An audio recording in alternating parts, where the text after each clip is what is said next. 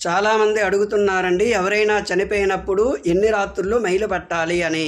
కుటుంబ సభ్యులు అనగా కర్మకాండ చేసినటువంటి వారు, అంటే తల్లి తండ్రి ఎవరైనా కుటుంబ సభ్యులు చనిపోతే కనుక వారు శవాన్ని ముట్టుకున్నారు కనుక వారికి 12 రాత్రులు మాత్రం మైలు ఉంటుందండి. 12 రాత్రులు మైలు బట్టి 13వ రోజున స్నానం చేస్తే శుద్ధి అవుతుంది. అలాగే కుమార్తెలకి అయితే, వివాహం అయినటువంటి కుమార్తెలకి అయితే 3 రాత్రులు మాత్రమే పక్షిని ఉంటుంది. 3 రాత్రుల తర్వాత కుమార్తెలు అల్లుళ్ళకి కూడా పక్షిని తీరుతుంది. యథాతథంగా వారి యొక్క కార్యక్రమాలు నిర్వర్తించుకోవచ్చును.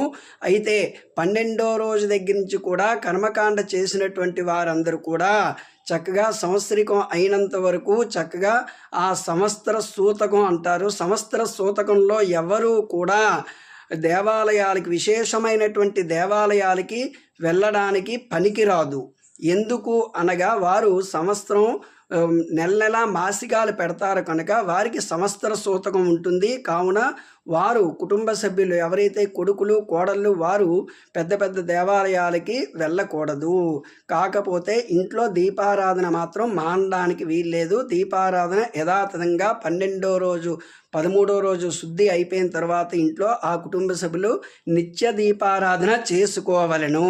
అలాగే కుమార్తెలకి అయితే 3 రాత్రులతో సరి. కావున ప్రతి ఒక్కరు కూడా నియమాలు ఈ రకంగా పాటించాలి.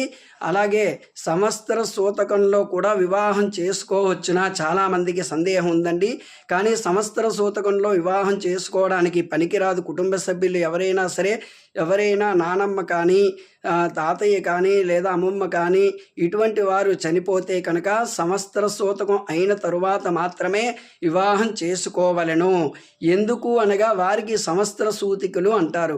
అలాగే కుమార్తెలకి వివాహం అయినటువంటి కుమార్తెలకి ఎవరికైనా పిల్లలకి వివాహం చేయదలిచిన ఎల్లా 3 రాత్రులు పక్షిని అయిపోయిన తర్వాత వారికి ఎటువంటి నియమాలు పాటించిన అవసరం లేదు కనుక వారు యథాతథంగా వారి యొక్క కుమార్తెలకు కానీ కుమారులకు కానీ కుమార్తెలు వివాహం చేసుకోవచ్చును. కావున భక్తులందరూ కూడా ఇటువంటిది గమనించ ప్రార్థన. ఇటువంటి ధర్మ సందేహాలు ఎవరికైనా కలిగినచో నా యొక్క ఛానల్ని విజిట్ చేయండి. అలాగే ఇందులో కామెంట్ బాక్స్లో కామెంట్ చెయ్యండి. నా యొక్క ఛానల్ని గ్రోత్ చేయడానికి, ఇటువంటి మంచి మంచి విశేషాలు తెలియజేయడానికి నా యొక్క ఛానల్కి లైక్ చేయండి, ఒక్క లైక్ చేయండి. అలాగే షేర్ చేయండి, అలాగే సబ్స్క్రైబ్ చేసుకోండి. ఇటువంటి విషయాలు ప్రతి ఒక్కరికి కూడా తెలుస్తాయి. ఇటువంటి ధర్మ సందేహాలు ఎవరికున్నా ప్రతి ఒక్కరు కూడా నా యొక్క వీడియోల్ని పెద్ద పెద్ద వీడియోలు కూడా చేసి ఉన్నాను, షార్ట్స్ కాకుండా. ఆ వీడియోలు కూడా చూసి లైక్ చేయండి, షేర్ చేయండి, అలాగే సబ్స్క్రైబ్ చేయండి ప్రతి ఒక్కరు కూడా.